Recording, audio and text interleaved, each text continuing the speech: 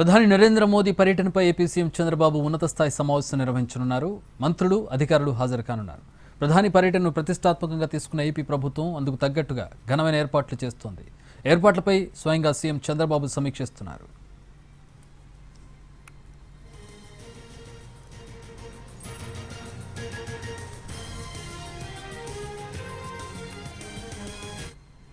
మే 2న ప్రధాని మోదీ అమరావతి పర్యటనకి వస్తూ ఉన్నారు. దీనికి ఏర్పాట్లు దాదాపుగా పూర్తయ్యాయి. 1:25 పాటు మోడీ పర్యటన సాగనుంది.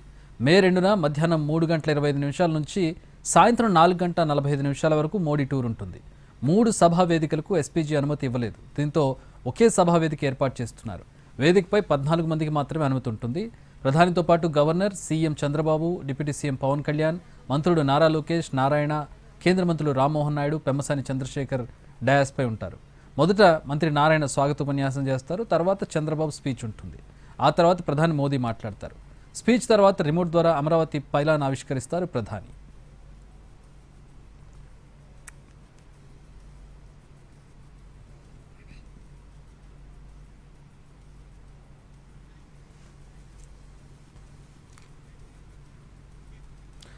మోదీ పర్యటనను ప్రతిష్టాత్మకంగా చూస్తోంది ఏపీ ప్రభుత్వం. అమరావతి పునర్నిర్మాణానికి సంబంధించి ఏర్పాట్లు జరుగుతున్న నేపథ్యంలో దాని ఇనాగ్యురేషన్కి మోదీని ఆహ్వానించారు.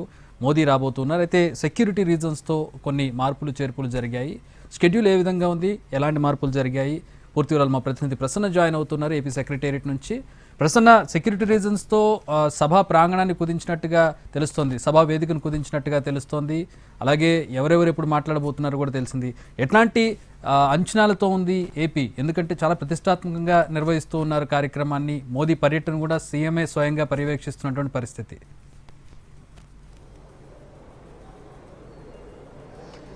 ప్రధాని నరేంద్ర మోడీ ఆంధ్రప్రదేశ్ పర్యటనకు సంబంధించి ప్రభుత్వం ప్రత్యేక దృష్టి పెట్టిన పరిస్థితి అయితే మనకు కనిపిస్తోంది. చాలా ప్రతిష్టాత్మకంగానే అమరావతి పునఃప్రారంభ కార్యక్రమానికి ప్రధాని నరేంద్ర మోడీ వస్తున్నారు. ఒక పక్క దేశంలో ఉన్న తాజా పరిస్థితి అంటే ఉగ్రదాడుల తర్వాత భద్రతను దృష్టిలో పెట్టుకుని తాజా పరిస్థితి అంతా అంచనా వేసి ఒకవైపు భద్రతను పటిష్టంగా చేయడం, మరోవైపు వచ్చే సామాన్య జనానికి ఎలాంటి ఇబ్బందులు లేకుండా, ఆటంకాలు లేకుండా సదుపాయాలు కల్పించడం, దీని మీద ప్రభుత్వం ప్రత్యేకంగా దృష్టి పెట్టింది. ఇక ప్రధాని మోడీ పర్యటన చూసుకుంటే కనుక ప్రధాన వేదిక మీద యాక్చువల్గా అయితే 3 వేదికలు ఏర్పాటు చేశారు. ఒక వేదిక మీద ప్రధానితో సహా ముఖ్యమంత్రి, డిప్యూటీ సీఎం, కొంతమంది మంత్రులు, ఇంకో వేదిక మీద ఇతర మంత్రులు, ప్రజాప్రతినిధులు, మూడో వేదిక మీద రైతులు కానీ లేకపోతే సాంస్కృతిక కార్యక్రమాలు జరగడానికి కానీ. ఎస్పీజీ వచ్చిన తర్వాత ఒకే వేదిక ఉండడం మంచిది, ప్రధాని భద్రతను దృష్టిలో పెట్టుకుని 3 వేదికలు మంచిది కాదని చెప్పడం జరిగింది. దీంతో ఒకే వేదిక మీద ప్రముఖులు 14 మందికి మాత్రం అనుమతించిన పరిస్థితి. అంటే ప్రధాని నరేంద్ర మోడీతో సహా 14 మంది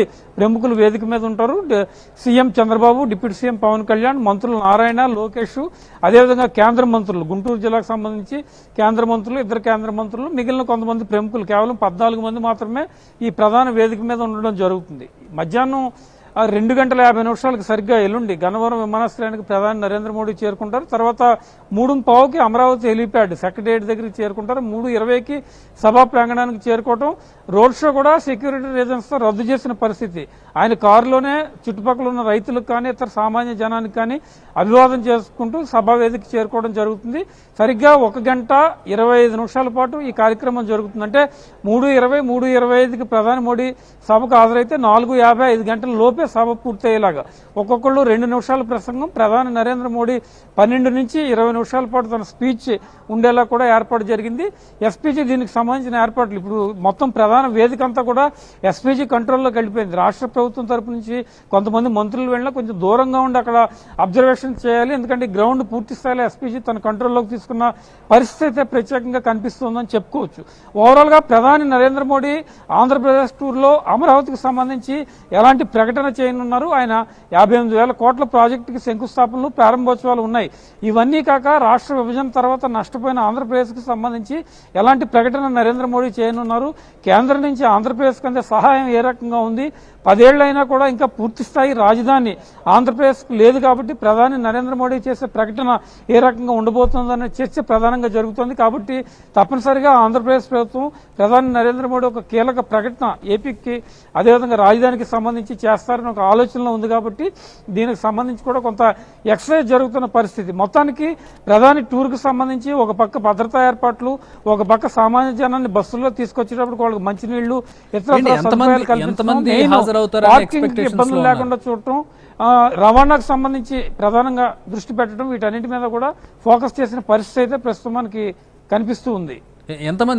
ఎంతమంది హాజరవ్వచ్చు సభకి? ఎంతమంది ప్రజానీకం హాజరయ్యే అవకాశం ఉంది సభకి?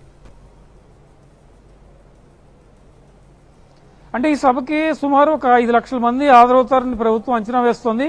బహిరంగ సభ జరిగే ప్రాంతంలోనే 2.5-3 లక్షల మంది, చుట్టుపక్కల ఒకవేళ ట్రాఫిక్ కానీ ఇతర ఇబ్బందులు కానీ ఎదురైతే కనుక బయట ఉండి వాళ్ళతో కలిపి ఒక 5 లక్షల మంది సభకు వస్తారని అంచనా. 7,000కు పైగా బస్సులు, ఒక 3-4 వేలకు పైగా కార్లు వస్తాయని కూడా ఒక అంచనాకు వచ్చింది. ఎన్టీఆర్, కృష్ణా, గుంటూరు, ఏలూరు, ఉభయ గోదావరి, పల్నాడు ఈ జిల్లాల నుంచి ప్రధానంగా జనాలు ఎక్కువ వచ్చే అవకాశం ఉంది. ఉదయం 11 గంటల నుంచి, అంటే మధ్యాహ్నం 2:30కి సభ ప్రారంభమైతే ఉదయం 11ంటికే జనాన్ని అనుమతిస్తారు. లోపలికి మాత్రం వాటర్ బాటిల్ కానీ ఎలాంటి వస్తువులు కానీ, ఫోన్ తప్ప ఎలాంటి వస్తువులు క్యారీ చేయకూడదని ఇప్పటికే అధికారులు స్పష్టం చేస్తున్నారు. కాబట్టి ఈ సభకు హాజరయ్యే ప్రజలు కూడా దాని మీద ప్రధానంగా దృష్టి పెట్టాల్సిన పరిస్థితి అయితే మనకి కనిపిస్తూ ఉంది. All right, thanks for the updates Prasanna.